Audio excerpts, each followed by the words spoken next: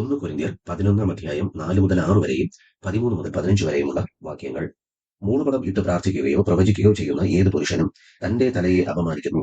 മൂടുപടമില്ലാതെ പ്രാർത്ഥിക്കുകയോ പ്രവചിക്കുകയോ ചെയ്യുന്ന ഏതു സ്ത്രീയും തന്റെ തലയെ അപമാനിക്കുന്നു. അത് അവൾ ക്ഷൗരം ചെയ്യിച്ചത് പോലെയല്ലോ. സ്ത്രീ മൂടുപടം ഇടുന്നില്ല എങ്കിൽ മുടി കത്രിച്ചു കളയട്ടെ. കത്രിക്കുന്നതോ ക്ഷൗരം ചെയ്യിക്കുന്നതോ സ്ത്രീക്ക് ലജ്ജ എങ്കിൽ മൂടുപടം ഇട്ടുകൊള്ളട്ടെ. നിങ്ങൾ തന്നെ വിധിപ്പിൻ. സ്ത്രീ മൂടുപടം ഇടാതെ ദൈവത്തോട് പ്രാർത്ഥിക്കുന്നത് യോഗ്യമോ? പുരുഷൻ മുടി നീട്ടിയാൽ അത് അവന് അപമാനം എന്നും സ്ത്രീ മുടി നീട്ടിയാലോ അത് മൂടുപടത്തിന് പകരം നൽകിയിരിക്കുക കൊണ്ട് അവൾക്ക് മാനമാകുന്നു എന്നും പ്രകൃതി തന്നെ നിങ്ങളെ പഠിപ്പിക്കുന്നില്ലയോ?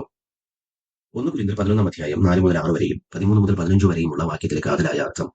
ആരാധനയിൽ അഥവാ പ്രാർത്ഥനയിലും പ്രവചനത്തിലും പുരുഷനും സ്ത്രീയും തങ്ങളുടെ ദൈവികമായ വ്യത്യാസങ്ങളെയും അധികാരക്രമത്തെയും ആദരിക്കണം എന്നതാണ്.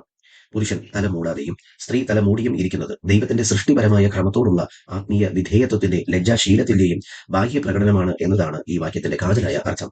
സ്ത്രീക്ക് നീണ്ട മുടി ഒരു സ്വാഭാവിക മൂടുപടവും അലങ്കാരവുമായി പ്രകൃതി തന്നെ നൽകിയിരിക്കുന്നു. പഴയ നിയമത്തിൽ സ്ത്രീകളുടെ മൂടുപടം അവരുടെ അടക്കത്തിന്റെയും വിവാഹ സമർപ്പണത്തിന്റെയും അടയാളമായിരുന്നു. റിബേക്ക ഇസഹാക്കിനെ കണ്ടപ്പോൾ മൂടുപടം എടുത്തു മൂടി എന്ന് ഉൽപ്പത്തി പുസ്തകം 24 അധ്യായം 65 വാക്യത്തിൽ എഴുതിയിരിക്കുന്നു. സംഖ്യാപുസ്തകം 5 അധ്യായം 18 വാക്യത്തിൽ സംശയമുള്ള സ്ത്രീയെ വിസ്തരിക്കുമ്പോൾ പുരോഹിതൻ അവളുടെ തലയിലെ മൂടുപടം അഴിച്ചു മാറ്റുന്ന ചടങ്ങുണ്ട്. തല മൂടാത്ത അവസ്ഥ ലജ്ജയുടെയും പാപാരോപണത്തിന്റെയും ലക്ഷണമായി അക്കാലത്ത് കണക്കാക്കിയിരുന്നു.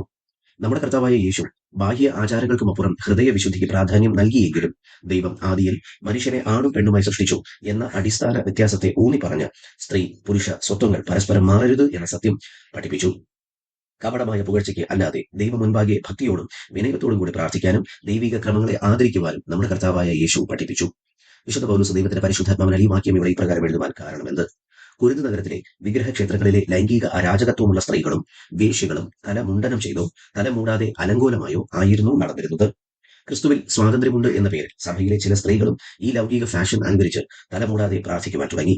ഇത് സഭയ്ക്ക് പുറത്തുള്ളവർക്ക് വലിയ ഇടർച്ചയായി. ദൈവത്തിന്റെ സൃഷ്ടിപരമായ അന്തസ്സും സഭാ ആരാധനയിലെ വിശുദ്ധിയും വീണ്ടെടുക്കാനാണ് വിശുദ്ധ പൗലോസ് ഈ വാക്യങ്ങൾ ഇവിടെ ഇപ്രകാരം ഊന്നി പറയുന്നത്. ഈ വാക്യത്തിൽ നിന്നും നാം മനസ്സിലാക്കേണ്ട സത്യങ്ങളും പ്രായോഗിക കർത്തവ്യങ്ങളും ഇവയൊക്കെയാണ്. 1. ദൈവസന്നിധിയിൽ നാം നിൽക്കുമ്പോൾ നമ്മുടെ വസ്ത്രധാരണവും പെരുമാറ്റവും ലൗകിക പ്രവണതകളെ അനുകരിക്കുന്നതാകാതെ ഭക്തിയെയും ക്രമത്തെയും പ്രതിഫലിപ്പിക്കുന്നത് ആകണം. ആരാധനയിൽ മാന്യതയുണ്ടാകണം. 2. ദൈവം പുരുഷനെയും സ്ത്രീയെയും വ്യത്യസ്തമായ തനിമയോടും സൗന്ദര്യത്തോടും കൂടെയാണ് സൃഷ്ടിച്ചിരിക്കുന്നത്. ആ വ്യത്യാസങ്ങളെ നാം അംഗീകരിക്കണം. 3.